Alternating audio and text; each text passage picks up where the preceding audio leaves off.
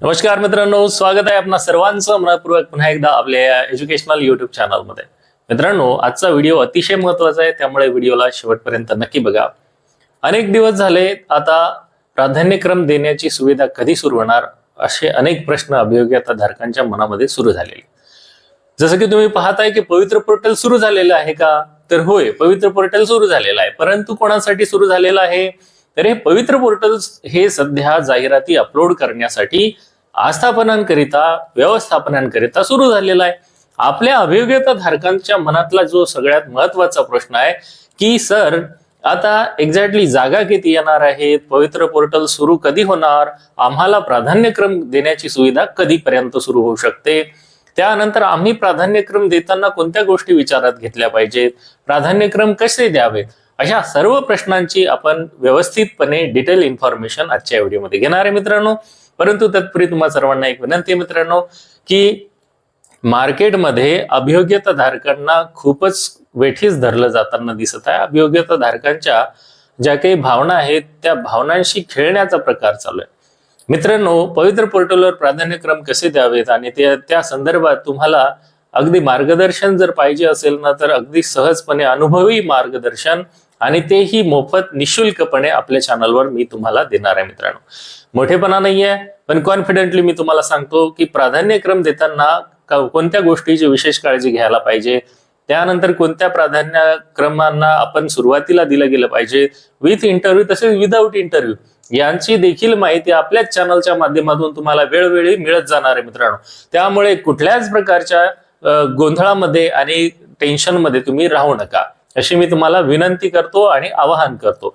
तर आजच्या या व्हिडिओमध्ये आपण काय पाहणार आहोत हे मी तुम्हाला अगोदरच सांगितलेले, पण तत्पूर्वी जर तुम्ही चॅनलवर नवीन असाल मित्रांनो तर बिनधास्त आपल्या चॅनलला सबस्क्राईब करा, बेल आयकॉनला प्रेस करा आणि नोटिफिकेशन बेलला ऑलवर सेट करा, जेणेकरून तुम्हाला असे सगळे महत्त्वपूर्ण नवनवीन अपडेट्स आणि व्हिडिओज आपल्या चॅनलच्या माध्यमातून मिळत जातील मित्रांनो। पवित्र पोर्टल मध्ये रजिस्ट्रेशन पासून तर आपण सुरुवात होतो, त्यानंतर आता प्राधान्यक्रम तसेच आपल्या जॉईनिंग पर्यंत देखील आपण सर्वजण सोबत राहणार आहोत आणि आपल्या सर्वांचं शिक्षक होण्याचं स्वप्न पूर्ण होईपर्यंत मी तुमचा मित्र तुमच्या सोबत राहणार। चला तर मग आजच्या व्हिडिओला आपण सुरुवात करूया। आता सगळ्यात महत्त्वाचा प्रश्न आहे मित्रांनो की एक्झॅक्टली प्राधान्यक्रम देण्याची सुविधा कधी सुरू होणार। तर मित्रांनो, जसं की तुम्हाला माहित आहे आता सध्या जाहिराती अपलोड करण्याची प्रक्रिया सुरू झालेली आहे। 1 मे पासून आपली ही जी प्रोसेस आहे ही जाहिराती अपलोड करण्याची सुरू झालेली आहे आणि ही 31 मे पर्यंत चालूच राहणार आहे। पण आता ही प्रोसेस 31 मे पर्यंत म्हणजे 1 महिना सरळ सरळ दिलेला आहे। मग आता याच्यात काय होणार आहे की पवित्र पोर्टलवर वेगवेगळ्या व्यवस्थापना आस्थापना जसे की स्थानिक स्वराज्य संस्था, खाजगी शैक्षणिक संस्था, महानगरपालिका, नगरपालिका, कटक मंडळे, त्यानंतर समाज कल्याण, अशा अनेक ज्या काही आस्थापना आहेत त्यांना आपल्या जागा बिंदू नामावली अपडेट करून घेणे, त्या रोस्टर तपासणी करून घेणे आणि नंतर मग ह्या ठरलेल्या जागा विषय निहाय माध्यम निहाय पवित्र पोर्टलवर अपलोड करायच्या आहेत। त्या अपलोड झाल्या की नंतर आपला रोल सुरू होणार आहे।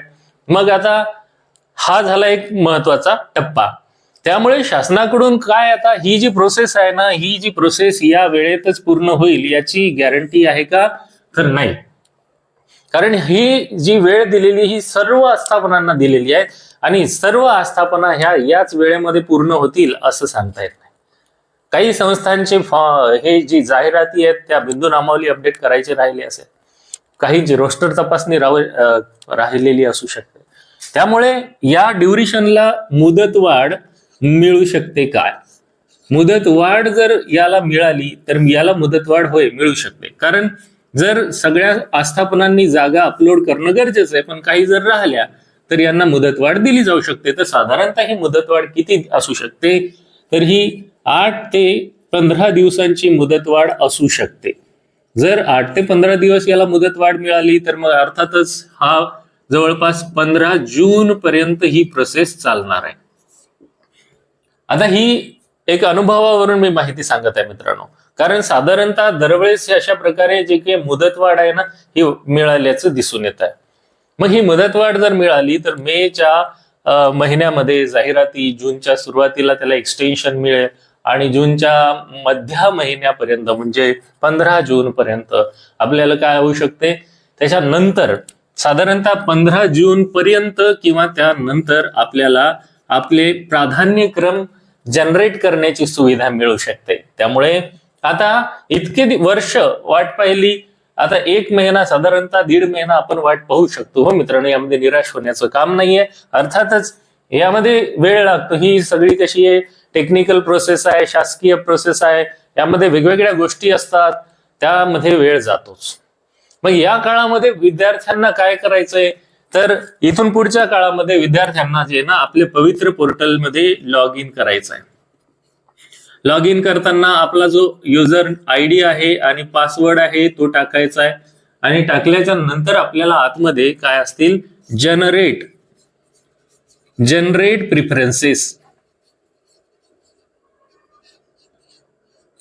प्रिफरन्सेसची आपल्याला काय येणार आहे, या ठिकाणी फॅसिलिटी उपलब्ध होणार आहे. आणि मग तुम्ही जनरेट प्रिफरन्सेस केले की तुम्हाला तुमच्या कॅटेगरीनुसार, माध्यमानुसार, विषयानुसार हे काय दिसतील, सगळ्या जाहिराती तुमच्या लॉग इन मध्ये येतील. मग त्या डाउनलोड करायच्या आहेत मित्रांनो. अशा प्रकारे काय होणार आहे, आपल्याला आपली पसंतीक्रम देण्याची जी काही पद्धत आहे ती सुरुवात करावी लागेल आणि मग पुढे आपलं काम चालू होईल. तर त्याच्या संदर्भात कशी आपली स्ट्रॅटेजी असली पाहिजे हे मी तुम्हाला वेळोवेळी पुढच्या टप्प्यामध्ये सांगणार आहे. आज मी आणखीन तुम्हाला अश्युरन्स दिलं होतं की आजच्या व्हिडिओमध्ये आपण जागा किती येणार या संदर्भात देखील बोलणार आहे. जागा किती येणार याचं ऑफिशियल नोटिफिकेशन अजून आलेलं नाही. पण तुम्हाला जर एक्झॅक्टली फिगर किंवा अंदाज काढायचाच असेल तर आपण काय करू शकतो की जागा किती येणार याच्या संदर्भात बघा, आता कोणत्या कोणत्या गोष्टीच्या जागा येणार आहेत, कोणत्या कोणत्या शाळांच्या जागा येणार आहेत.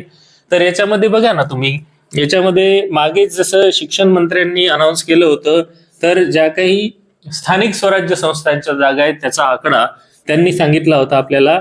स्थानिक स्वराज्य संस्थांच्या जागा म्हणजे जिल्हा परिषद, नगरपालिका, कटक मंडळे वगैरे यांच्या जागा साधारणतः 10,000 पर्यंत सांगण्यात आलेल्या होत्या. मग याच्यामध्ये काय येते, जिल्हा परिषदा, मनपा, त्याच्यानंतर महानगरपालिका, त्याच्यानंतर नगरपालिका, अशा कटक मंडळे यांच्या जागा याच्यामध्ये येतात. त्याच्यानंतर मित्रांनो याच्यामध्ये कोणत्या जागा वाढू शकतात बघा, यामध्ये खाजगी शैक्षणिक संस्था, ज्या खाजगी शैक्षणिक संस्था आहेत यांच्या जागा पवित्र पोर्टलवर येणार आहेत. शैक्षणिक संस्था, तर यांच्या किती जागा असू शकतात, कमीत कमी जागा आपण धरल्या तर कमीत कमी आपल्याला या ठिकाणी 10 ते 12,000 जागा खाजगी शैक्षणिक संस्थांमध्ये आहेत मित्रांनो. तर आपण कमीत कमी आकडे धरूया, जास्तीत जास्त किती वाढू शकतात. त्याच्यानंतर समाज कल्याण विभाग जो आहे, समाज कल्याण विभागाच्या जागा आहेत, तर ह्या देखील जागा पवित्र पोर्टलवर येणार आहेत. समजा आपण कमीत कमी धरल्या तर ह्या 2,000 जागा येऊ शकतात. त्याच्यानंतर पेसा क्षेत्राच्या जागा आहेत. पेसा क्षेत्र जे आहे आपलं, तर त्या पेसा क्षेत्रामध्ये आपण कमीत कमी 3 ते 4,000 जागा गृहीत धरू शकतो. या व्यतिरिक्तही काही जागा अशा असतात की आश्रमशाळा आहेत, आहे की नाही, तर ह्या आश्रमशाळांच्या देखील जागा यामध्ये येणार आहेत. मग आश्रमशाळांच्या जागा पवित्र पोर्टलवर येतील, तर त्या देखील आपण 1,000 ते 2,000च्या दरम्यान धरू शकतो. आणखीन काही गोष्टी राहिल्या असतील मित्रांनो, तर रॅन्डमली ही फिगर आपली कुठपर्यंत जाते बघा. हे 4,000, 1,000 झाले, 5,000, 6, 7,000 आणि हे 12 आणि 7, 19,000 झाले. 19 आणि 10, 29,000. पहा, 29,000 पर्यंत हा आकडा आपला या ठिकाणी गेलेला आहे. अर्थातच इतक्या जागा येऊ शकतात, ह्या एकूण जागा असतील. त्यानंतर याची सर्वच्या सर्व जागांची पदभरती होणार आहे का, तर शासनाने सांगितलेलं आहे आपल्याला की आपण 100% तर नाही, पण किमान जास्तीत जास्त प्रयत्न करू की याच्या आम्ही 80% जागा भरू शकतो. जर मग आपण याचाही विचार केला, जर आपण राऊंडेड ऑफ घेतलं 30,000, तर ह्या 30,000 जागांचा आपण याचे 80% जर काढले तर ते किती येतात, हे बघा, हे झाले 10% आणि 8 त्रिक 24, म्हणजे साधारणतः 24,000 जागा या येऊ शकतात.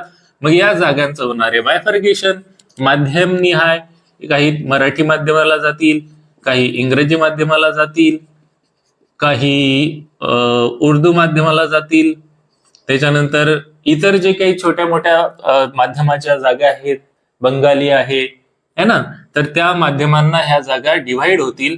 त्याच्यानंतर हे झाले माध्यम निहाय डिव्हायडेशन झालं की विषय निहाय डिव्हाइड होतील.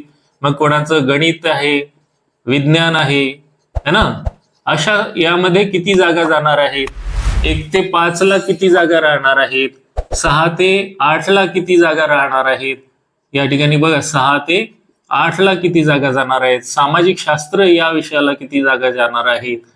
अशा प्रकारे याचं काय होणार आहे, विभाजन होणार आहे. आणि मग हे डिव्हायडेशन झाल्यानंतर आपल्या कॅटेगरीला, मग आता तुमची जी कॅटेगरी आहे इकडे दिसते का,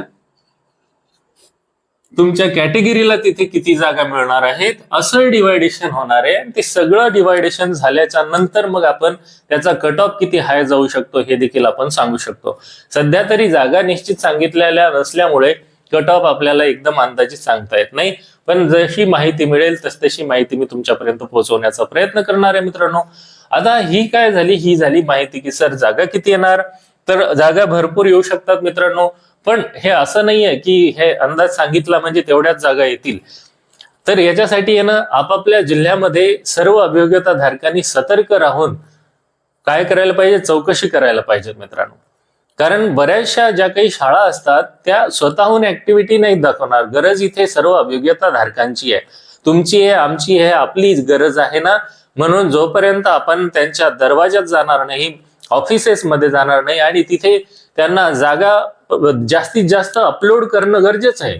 ह्या जागा रिक्त एवढ्या राहणार आहेत, नो डाऊट, पण ह्या रिक्त जागा जर पोर्टलवर आल्या ना तरच त्या जागा आपल्या कामीच्या आहेत, नाही तर त्या जागा रिक्तच राहणार आहेत. आणि मग पुढे भविष्यात आणखी 10 वर्षानंतर जसे की आता कार्यक्रम चालू आहेत, तर त्या जागा भविष्यामध्ये रिक्त ठेवून आपला फायदा कसा करून घ्यायचा त्याच्यासाठी त्या राखीव ठेवल्या जाऊ शकतात. म्हणून अभियोग्यता धारकांनी या ठिकाणी जागरूक होणं, शहाणं होणं गरजेचं आहे. आणि जास्तीत जास्त जागा आणण्यासाठी समोर येऊन पुढाकार घेऊन जास्तीत जास्त काय करायला पाहिजे, पवित्र पोर्टलवर जागा अपलोड करण्यासाठी विविध शाळा, आस्थापना, जिल्हा परिषदा यांना भेटी देऊन काय करायचंय, त्या जागा वाढवण्यासाठी प्रयत्न करावा लागतोय मित्रांनो. आपल्याला हे जर केलं तरच काय होणार आहे, सिलेक्शन हे कमी कट ऑफ पर्यंत येऊ शकते. जसं की 100च्या आतमध्ये जर आपल्याला कट ऑफ आणायचं असेल तर जागा जास्त येणं गरजेचं आहे. आणि ते केव्हा होईल, जेव्हा सगळ्यांनी मिळून प्रयत्न केला तर ह्या आजच्या व्हिडिओमध्ये आपण ही सर्व माहिती घेतलेली आहे मित्रांनो. पवित्र पोर्टलच्या संदर्भातील ही अतिशय महत्वाची माहिती मला तुमच्यापर्यंत पोहोचावी असं वाटत होतं. पवित्र पोर्टलमध्ये रजिस्ट्रेशन झालेलं आहे, परंतु प्राधान्यक्रम देताना देखील विशेष काळजी घ्यायची आहे. तेव्हा देखील घाबरायचं नाही मित्रांनो, अजिबात गोंधळ करायचा नाहीये.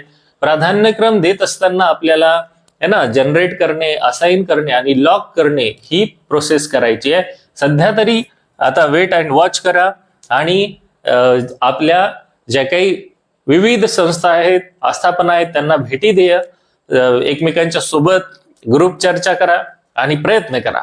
जास्तीत जास्त जागा आल्या तर आपल्या सर्वांचं त्यामध्ये सिलेक्शन झाल्याचं तुम्हाला दिसून येईल आणि आपलं जे स्वप्न आहे ते पूर्ण होण्याचं या ठिकाणी जे चान्सेस आहेत ते वाढू शकतात. आलं की लक्षात?